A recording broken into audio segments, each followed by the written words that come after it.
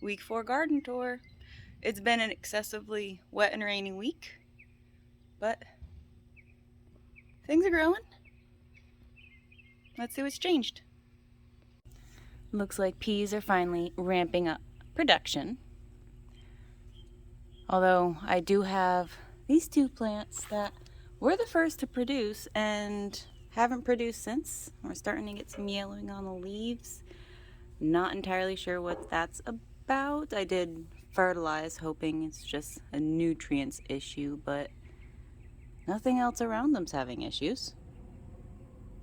It might just be getting too hot, considering our days are already well into the 80s, sometimes even in the 90s. This side of the peas is substantially taller. It is a different variety that I guess doesn't stay quite as small as the other ones, but plenty coming along here. Might be some ready to harvest here, actually. And if we look behind the peas, look at that beautiful bunch of tomatoes. I'm not sure if you can see it very well, but that one is starting to blush. These are yellow varieties. So that one should be ready pretty soon. Lots of fruit on the other ones, but I'm not seeing any that are starting to ripen quite yet. Some more over there. And then teeny tiny one that I had to restart. Let's see if I can get a better angle on this. It's definitely growing. Slow, but it's growing. Clearly the arch of green beans has filled out quite a bit since last week. I am seeing a lot of Japanese beetle damage.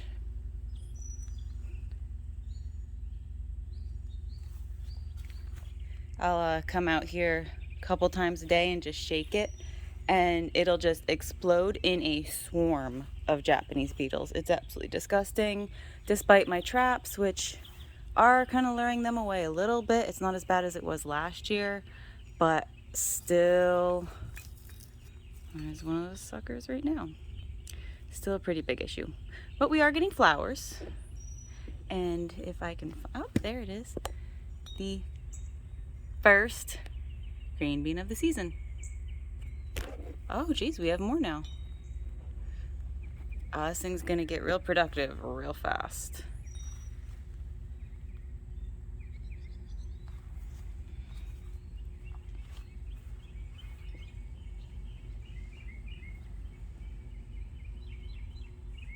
Now, I do plant green beans on the inside of the trellis. So that way, when they do start producing, the ones that are above my head that I can't necessarily reach from the outside, will just drop down between these metal bars and I'll just be able to reach up and pick them. Again, it was an extremely wet week. It did affect the squash. I ended up getting some powdery mildew and just some general unhappiness. So yesterday I went in and did a very large pruning, getting rid of any leaf that looked yellow or diseased or just generally unhappy, or just cleared out areas that were a bit overcrowded and causing some airflow issues. Don't be afraid to prune your squash ruthlessly. They can handle a good pruning. It doesn't even look like I pruned my squash, and you should have seen the amount that I cut back. Now with pruning, it's going to improve your airflow. You'll cut down on disease. You'll get a better yield because the bees clearly can get to the flowers now. Got one to harvest there. And then any leaves that you don't cut off, I would go ahead and spray with neem oil if you're starting to notice any powdery mildew like I was, and it's already looking a lot better, and I just did that last night. This one you can see is still a little bit speckled. It'll probably need another round of powdery mildew, but it should recover no problem.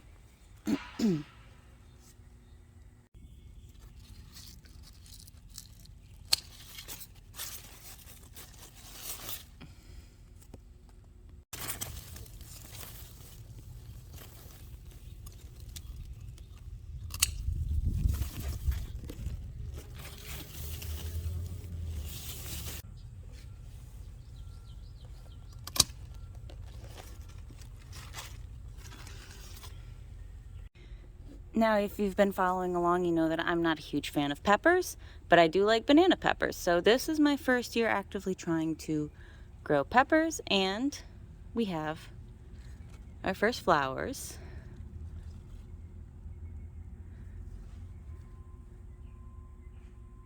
See how that goes. Been having random aphid problems on random plants, including the peppers, but seems like it's more or less resolved. They don't look perfect, but I mean, they're outside in nature where there are bugs, so they are not going to look perfect, and that is okay. Eggplant has really started to put on size. These things are always very, very slow to start, but once they get going and get established, they grow like crazy. The one I had last year was probably about 6 foot tall by the time I took it out, by the time the frost got it. But dang, look at those spines. I do have a few random melons here. I can't remember which one's which. At least one of them is a honeydew, and the other is a Anas de Marique melon. Don't quote me exactly on that, but they definitely put on some size as well. I had some issues. I think fertilizer got too close to the stem on the first set that I planted, and it burnt them. It rotted the stem out. So this is try number 2. So far, so good. Now, this is the 8-ball squash, and so far, I'm not really in love with it. It's not as good of a producer as I was hoping, and it doesn't seem like the fruit lasts all that long in comparison to other squash. Obviously, it's not nearly as big as the other plants. It's getting the same treatment, same sun, but I'm not impressed. I don't know if I'll be growing this again next year, but on a side note, I'm planning a garden expansion. It's going to basically double the size of my little garden. I'm going to move that compost bin to another part of the yard,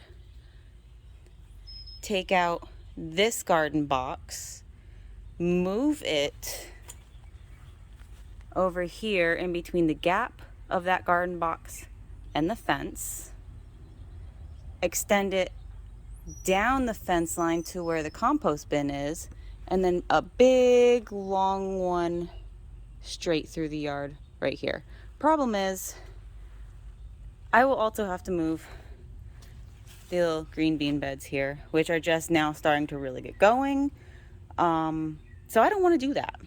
Now, I might move this one first, which involves digging up these plants, but since I'm not loving them anyway, I wouldn't be too upset about doing that. At least be able to start it, get it moving around the corner there, and then come time to pull these, or if they, start losing production or getting too beaten up by pests, then I could move those beds. That's the problem with wanting to do everything right now, not waiting. I am not a patient person. So it's killing me a little bit that I can't just, start it today. But we'll see. We might be doing some changes here soon, at least the ones that I can do. I'll pop up a drawing of my plan so you can kind of get a better idea of the current layout and what it will look like when I'm done. On to the next little garden bed. You can see this trellis is starting to fill out as well. Over here we have the ridge gourd, which has clearly grown quite a bit and has been putting on flowers and setting fruit.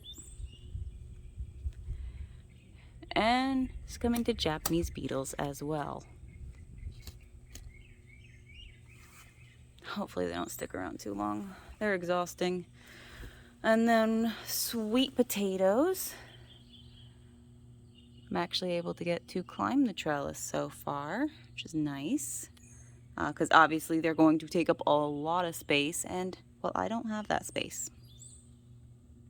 Well, this side is just kind of turned into a mess. This is the loofah. It's not so slow going anymore. Also setting flowers and fruit. And right next to it is a sugar baby watermelon, which is doing a lot better than years past. So I guess I didn't realize how much space a healthy plant actually needs, even when it's climbing. But let's get around to the other side so you can see the full extent of this. So this is a better look at the sugar baby watermelon. And see it's flowering. We have some female flowers. I tried for the first time watermelon last year. I was not good at it. It didn't go very well. I think the largest fruit I got was only 2 pounds. But I learned a lot, and we're trying it again. And the plants are a lot bigger than they were last time. So now I just need to try and keep the loofah and the watermelon out of the way of each other. I should have planted the loofah further over. But I expected the maypop to grow, and it hasn't. And exciting things are happening with the corn. It is looking so good this year. Again, last year I didn't have the best time. It was also my first year growing corn last year. Leaves were not this shiny, were not this thick, definitely not this green. And where did I see it? Oh, we're already getting tassels. So the corn will get a bit taller before it actually starts setting ears. But we are doing phenomenally well so far. I'm impressed. I can't thank my friend enough for teaching me the tricks of the trade. Not too much has changed in the front yard. All my flowers are blooming. I did plant a couple of new things because I found myself with some spare time in the garden center, and, well, you know how that goes. God, I love this blanket flower so much. It's a blanket fat flower Arizona red shades. This thing will bloom like this all year, and it's absolutely stunning, and it is great for the pollinators. The autumn joy sedum is blooming. I got a couple more things. So I can't remember what this is called offhand, but it is the softest thing I've ever felt in my life. I don't necessarily need it for anything. It doesn't flower, but I had to have it just so I could touch it. And I got a couple varieties of dianthus. That double petal, it's so pretty.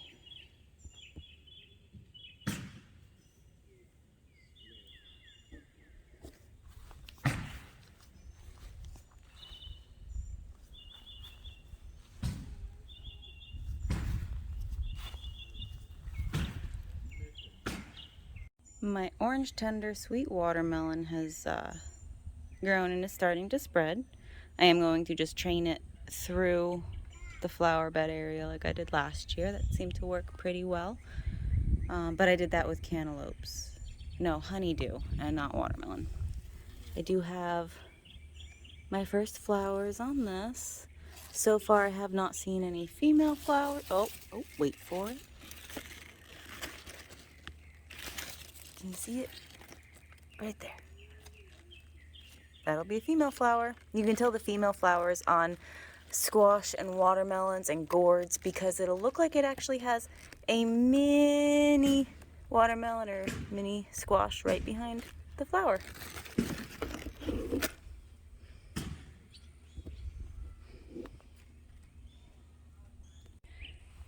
Dorman red raspberries are about the same. They are still producing some flowers. None of the fruit has started ripening on them yet.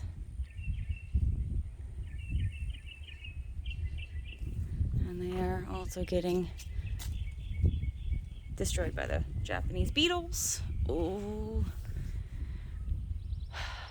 there's just no good way to deal with those. Now my blueberries are just about done for the season. I've got a couple left to ripen on this one.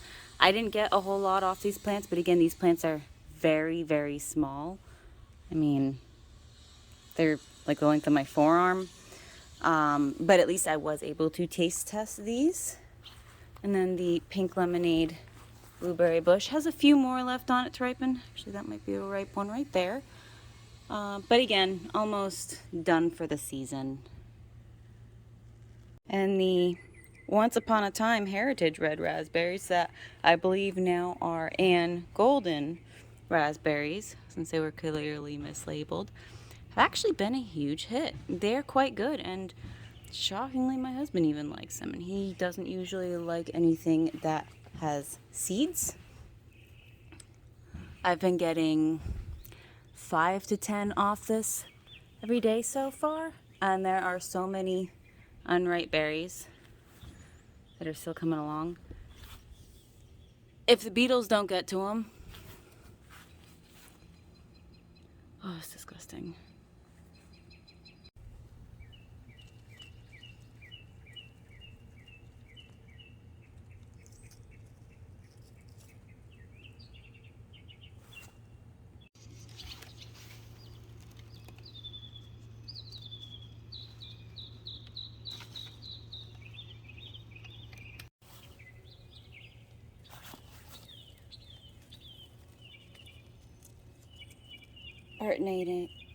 Bird netting, so hard to work around, but such a necessary evil when it comes to berries. Again, my only real gripe about these berries so far is just it's so much harder to find the ripe ones because they blend in with the foliage a lot better than bright red. So unless you're at the absolute perfect angle, it's really easy to miss them.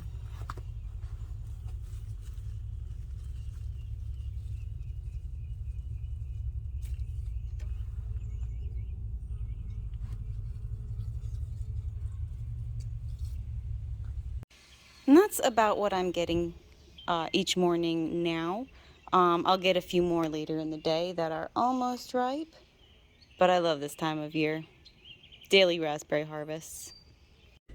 And last but not least, the green stalk strawberry tower. I mentioned last week that I started noticing production going down, so I fertilized it, and well, clearly that's not an issue anymore. Right after fertilizing it, it immediately set out new flowers and started setting fruit. So now I've got a lot of berries coming my way. That's one thing about the green stalk. It loses nutrients quite fast. It does kind of wash through it every time you water a little bit. So it's a good thing to try and fertilize, at least during fruiting season, every 2 weeks or so, with a good liquid fertilizer. That one's ready.